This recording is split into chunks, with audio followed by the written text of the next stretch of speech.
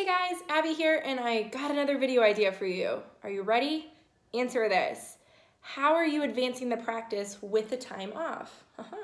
So whether you're having your team take online CE courses, or maybe you're painting your office, or introducing new technology to your office, maybe you've upgraded to a new IT service, maybe you are now introducing telehealth or virtual consults, and you've done it with this time off, and now you're implementing it to your practice full time.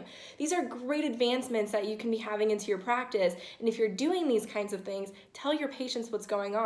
They may think, oh, you have a vacation, but that's not the case.